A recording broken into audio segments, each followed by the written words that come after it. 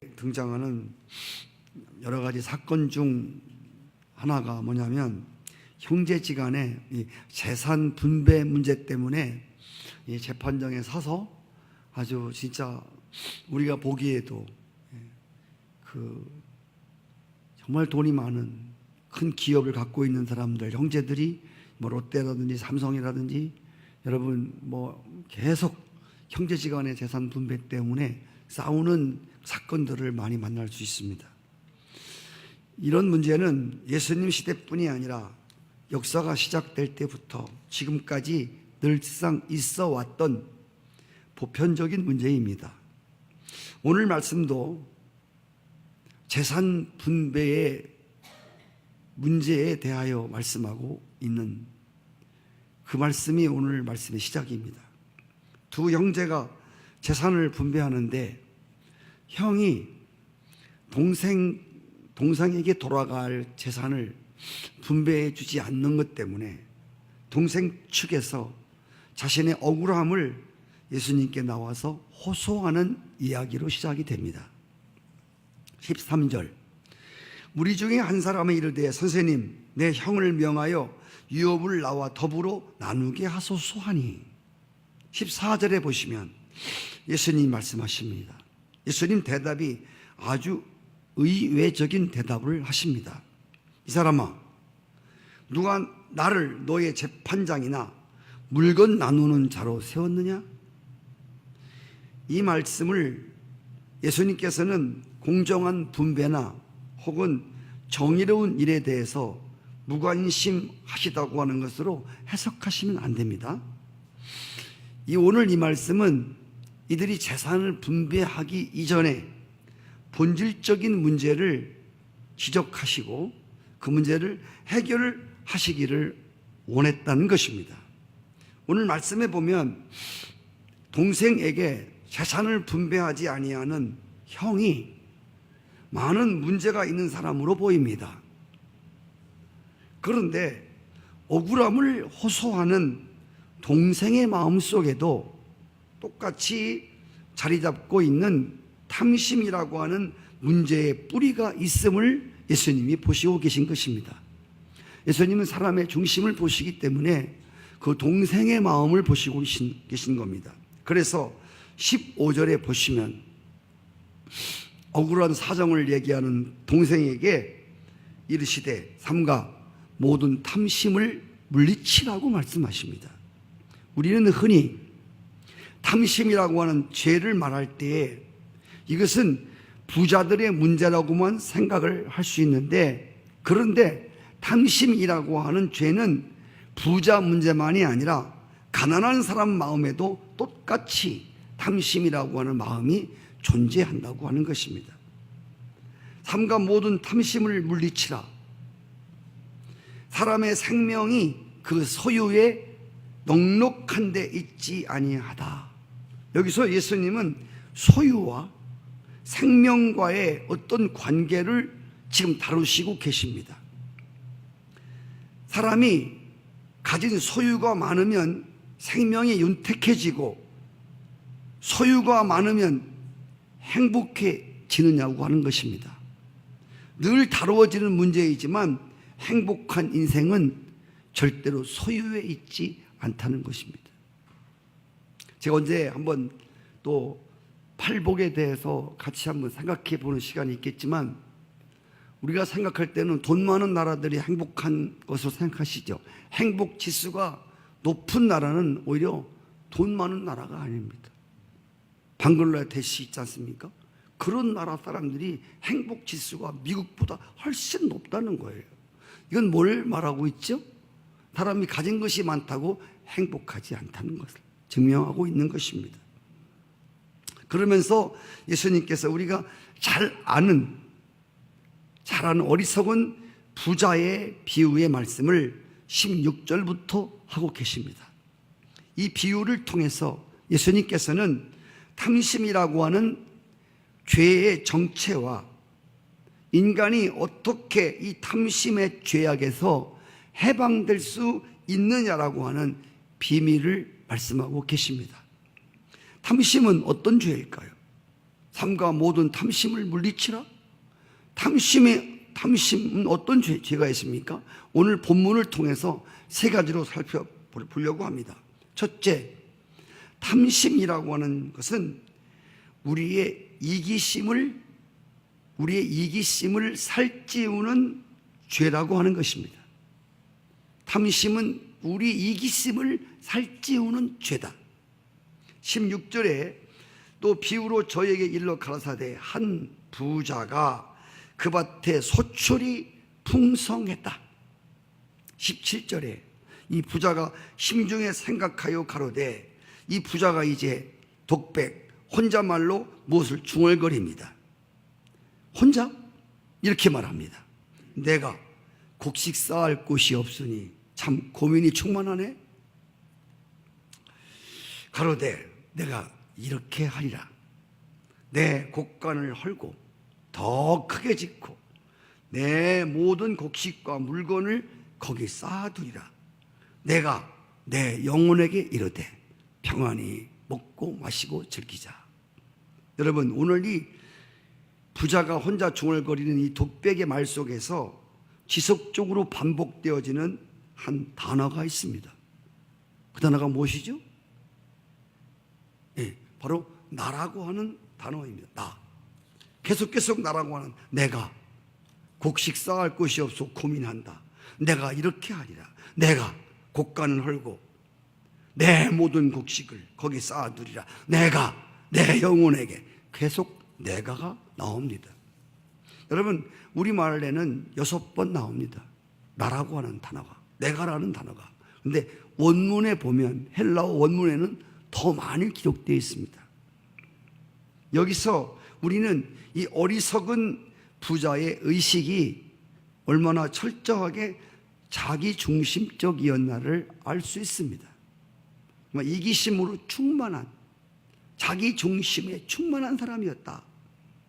성도 여러분, 사람이요, 자기를 위하고 자기 이익을 추구하고 자기를 존귀하게 여기는 것, 여러분, 자기를 위해 사는 것, 이 자체를 우리가 정죄해서는 안 됩니다. 성도 여러분, 자기를 위해 살아가는 것은 지극히 자연스러운 것입니다. 누구나 그렇게 살 수밖에 없습니다. 자기를 위해서 사는 건 죄가 아닙니다. 잘 들으셔야 돼요. 자기를 위해 사는 것은 죄가 아닙니다. 그런데 자기만 위해서 사는 건 죄다, 그 말입니다. 이해하셨어요? 자기를 위해 사는 것은 죄가 안 돼요. 다 그렇게 하니까. 근데 중요한 것은 나만 위해 사는 것은, 이게 성경이 말하는 죄라고 하는 것입니다. 이때부터 인간은 탐심이라고 하는 수렁 속에 빠져들어서 탐심의 지배를 받기 시작한다고 하는 것입니다. 오늘 18절에 보시면 이 부자가 더 크게 짓고 더 많은 물건을 쌓아두리라.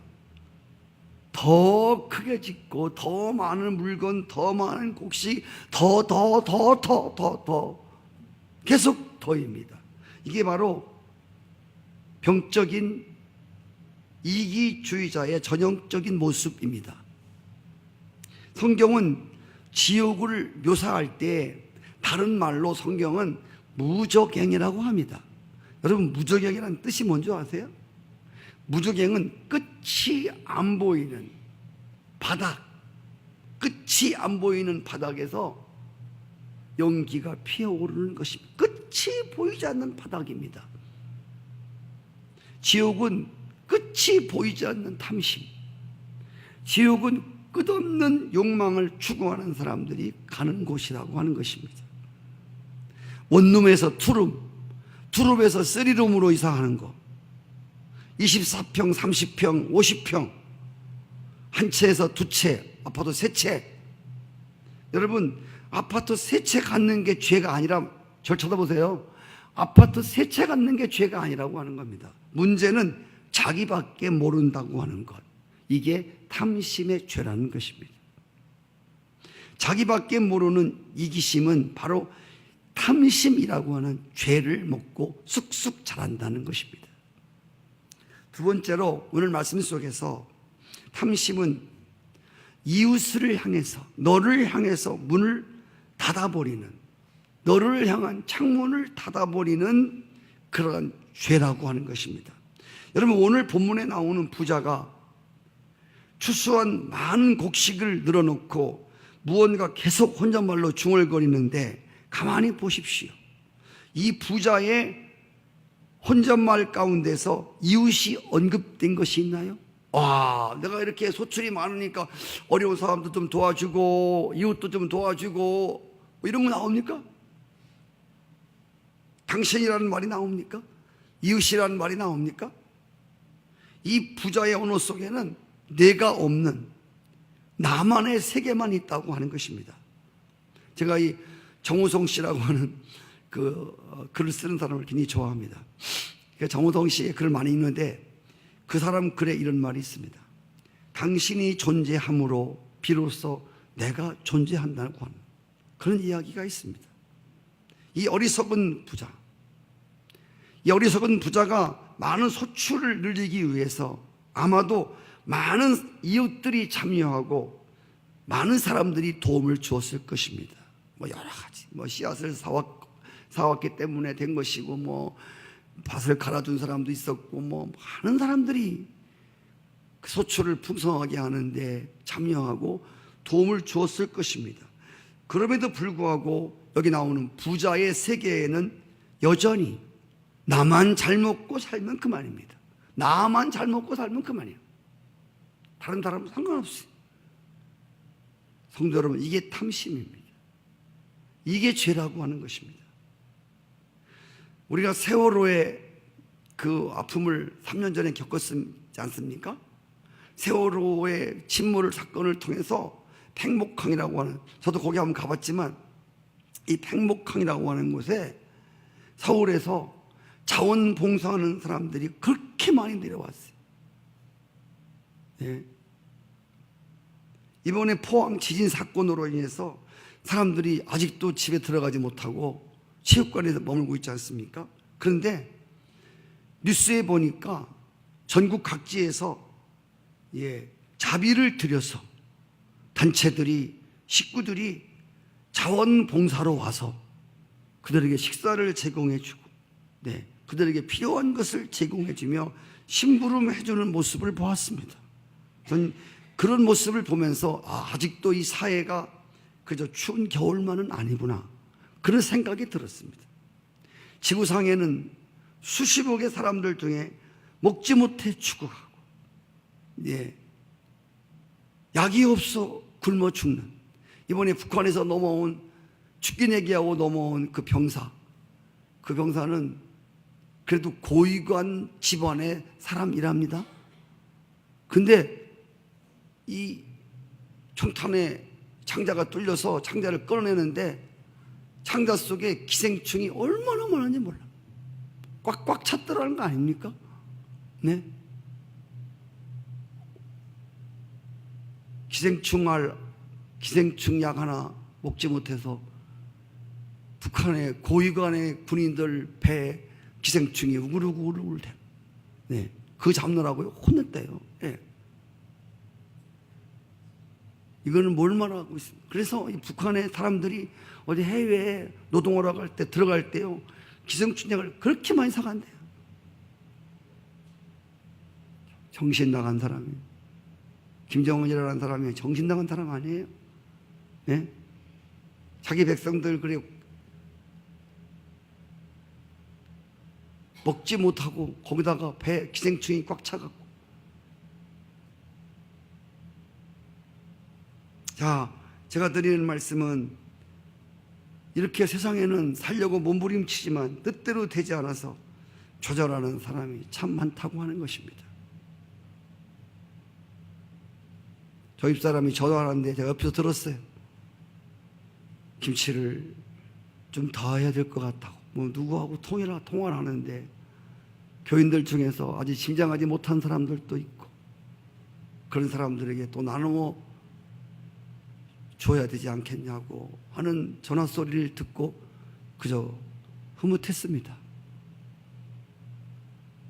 마태복음 25장에 보시면 양과 염소를 오른쪽 왼쪽으로 갈라놓으시고 왼쪽에 있는 자들에게 저주를 받은 자들아 내게서 떠나라고 하는 말씀이 있습니다. 그리고 오른쪽에 있는 양들에게 하나님이 그이들에게 마음껏 축복해 주는 장면이 나옵니다. 근데 양과 염소의 차이가 뭔지 아십니까? 우리가 잘 알고 있지 않습니까? 네, 양들에게 말합니다. 예수님이 내가 굶주릴 때 내가 먹을 걸 주었다는 거야. 내가 병들었을 때 나를 돌아보았다는 거야.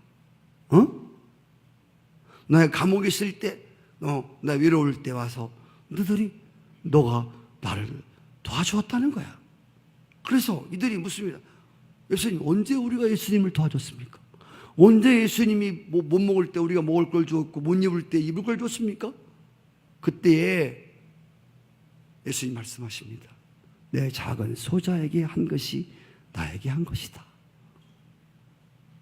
그리고 저주받은 자들에게 말합니다. 우리가 언제 예수님 헐벗었을 때 언제 예수님 헐벗었습니까?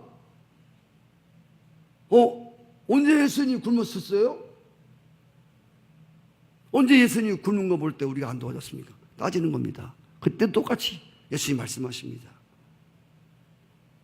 가난한 내 이웃의 소자가 바로 그에게 하지 않은 것이 나에게 하지 아니한 것이라고 말했습니다. 그래서 예수님이 다른 거 아닙니다. 저주를 받아 예수님에게 떠나서 염소가 되고 양이 되는 게 다른 게 문제가 아니라 염소들은 자기밖에 알지 못하는, 양들은 하나님이 주신 걸 가지고 이웃과 함께 나누는 삶이 있지 않습니까? 아시는 대로 부자와 나사로의 비유, 우리가 잘 아는 비유 아닙니까? 나중에 부자가 지옥 가지 않았습니까? 지옥 떨어진 여러분 근거를 성경이 뭐라고 되는지 아십니까?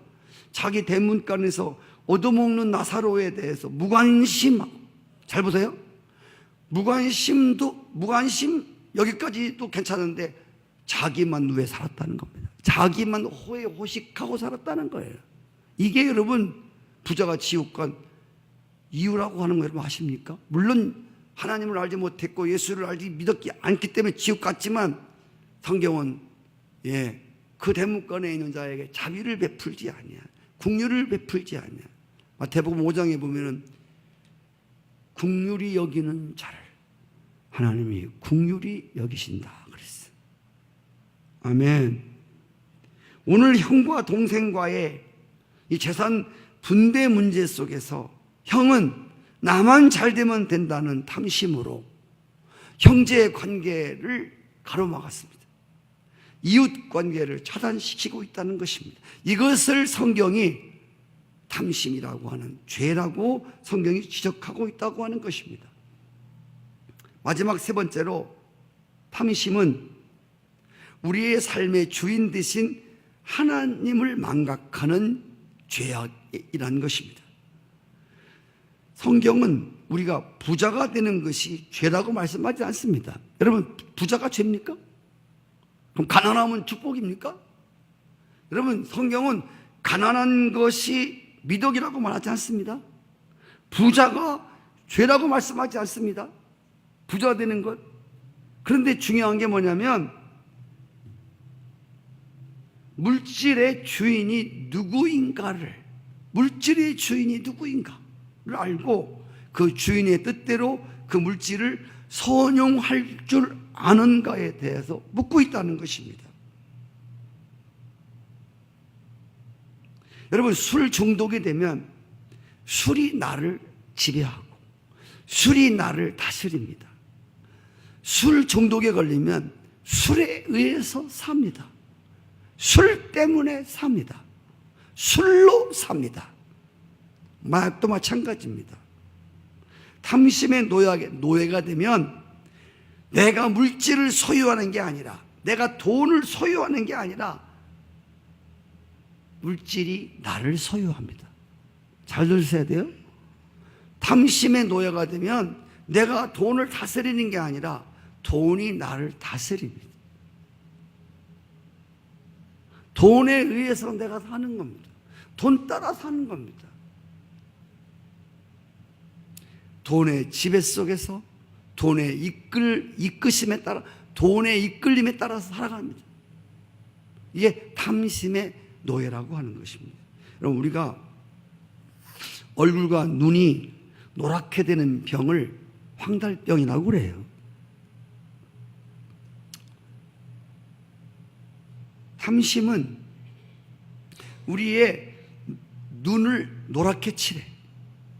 그래서 보아야 할 것이 보이지를 않습니다. 탐심은 우리의 눈을 멀게 만듭니다. 그래서 하나님을 보지 못하도록 만듭니다. 그리고 우리가 섬겨야 되고 우리가 도와야 되고 국률이 여길 자를 보지 못하게 우리의 눈을 가려운다는 것입니다.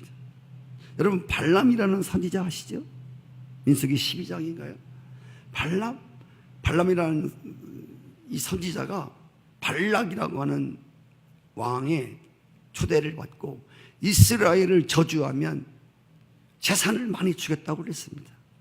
이 발람 선지자가 나귀를 타고 이스라엘을 저주하라 합니다. 그때에 하나님의 사자가 이 발람의 길을 막습니다. 나귀가 가지를 않는 거야. 나귀가 자꾸 뒤로 물러가니까 이 발람이라는 사람이 나귀를 후려칩니다. 3번을. 빨리 가 이놈아. 그러니까 나귀가 말을 합니다. 왜 때려? 그래서 왜 때려요? 그래서 너 인마 빨리 가라고 하니까 안 가서 때리는 거야 인마. 그러니까 나귀가 뭐라고 하는지 아세요? 하나님이 안 보여? 그때는 반말을 해버려. 나귀가 실제 나귀가 하나님이 나귀를 통해 말을 하게 하세요. 하나님 안 보여? 이 말이 마쳤을 때에 발람 선지자의 눈이 밝아지는 거예요. 보니까 하나님의 군대 장관이 딱 그 길을 가로막고 있는 거야. 눈이 열려서 본 다음에야 발람이 말 안에서 내려와서 엎드려서 하나님의 군대 장관한테 절하는 모습을 볼 수 있습니다. 이렇게 선지자도 눈이 안 보이면 보이지 않는 거예요.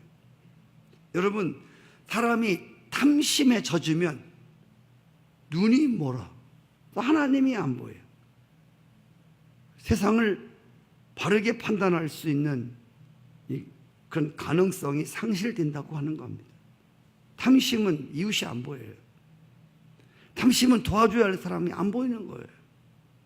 드디어 하나님이 오늘 본문에 나타난 이 어리석은, 이 본래 어리석다는 말을 원어에 보면 참 너무 잘 써 있어요. 바보라는 말이에요. 바보. 이 바보 부자에게 말씀하십니다. 20절, 어리석은 자야, 바보야, 오늘 밤에 내가 내 영혼을 도로 찾으리니 그러면 내가 쌓아놓으려고 하는 그 모든 것이 네 것이 되겠느냐.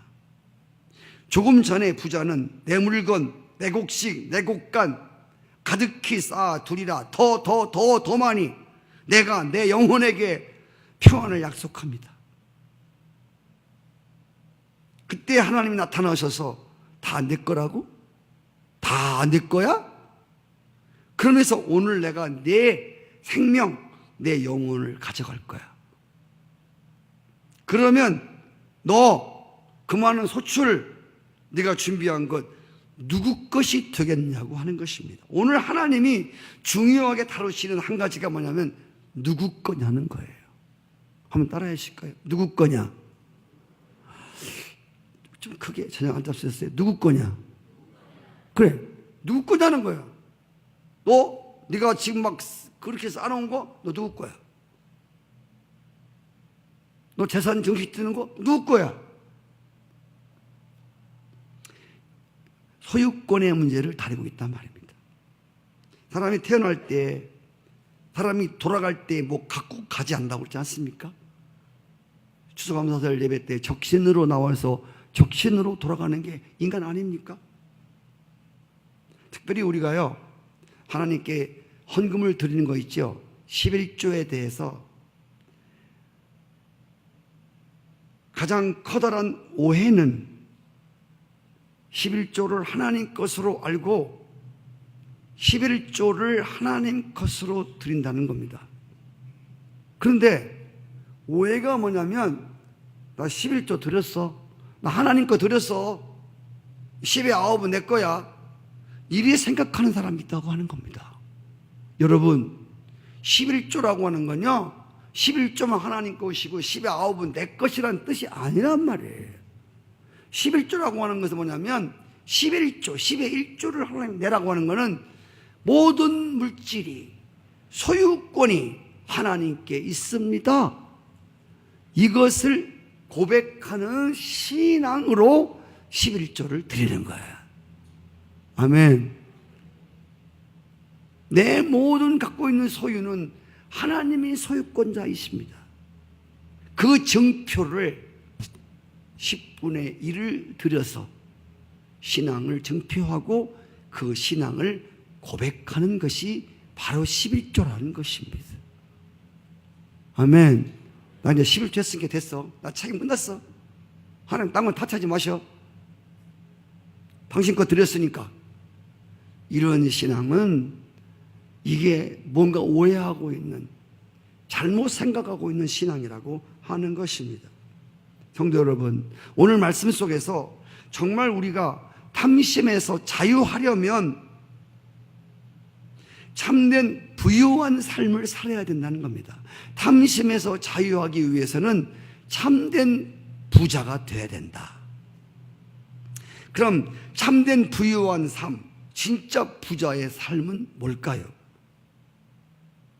오늘 본문 마지막 절 21절을 다 같이 한번 읽겠습니다. 시작. 자기를 위하여 재물을 쌓아두고 하나님께 대하여 부유하지 못한 자가 이와 같으니라. 잘 보세요.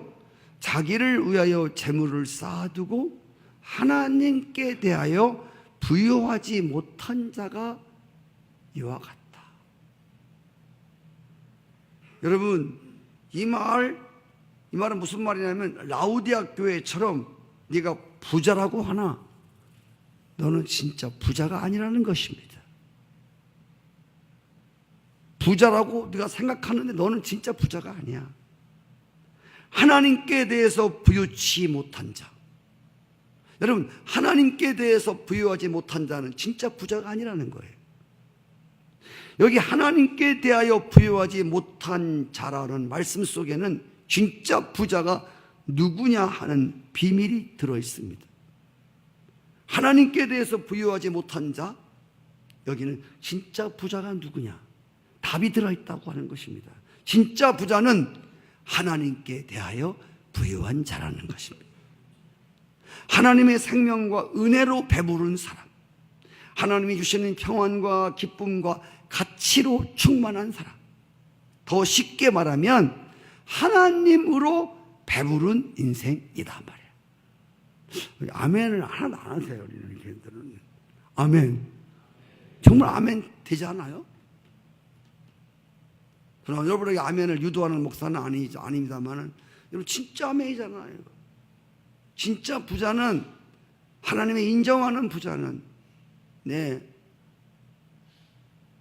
하나님으로 배부른 자. 시편 23편에 보면 1절에 보시면, 여호와는 나의 목자시다, 내게 부족함이 없도다. 여기 잘 들으셔야 돼요. 부족함이 없다는 말은 다 가져서 부족함이 없다는 말이 아닙니다. 네? 여호와가 나의 목자시니 부족함이 없다는 말은 다 가져서 부족함이 없다는 말이 아니라, 하나님이 전능자가 나의 목자 되시고 나의 전부가 되셨기 때문에 나는 부족함이 없다는 거예요. 이게 진짜 행복한 사람이에요. 이게 진짜 복 있는 사람이에요. 이게 진짜 부자란 말이에요. 하나님으로 만족해하는 자. 할렐루야. 테레사 수녀 아시지요? 어느 날 남루한 옷을 계속 고집하고, 그러니까 그 밑에 일하는 사람들이, 그를 섬기는 사람들이 옆에서, 수녀님 뭐 필요한 거 없으세요? 이렇게 넌듯이 물으니까 테레사 수녀가 빙그레 웃으면서 저요? 예수님만 필요해요. 그분이 유명한 말을 했습니다. 예수님으로 충분합니다. 이거 순회 선교단이 쓴 말이 아니라 테레사 수녀가 한 말이에요. 나는 예수님만 필요합니다. 난 예수님으로 충분합니다.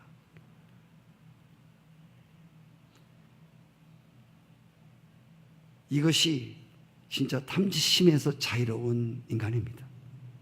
오늘 이 탐심에서 이 자유하는 삶이 여러분과 저의 삶이 되실 수 있기를 축복합니다.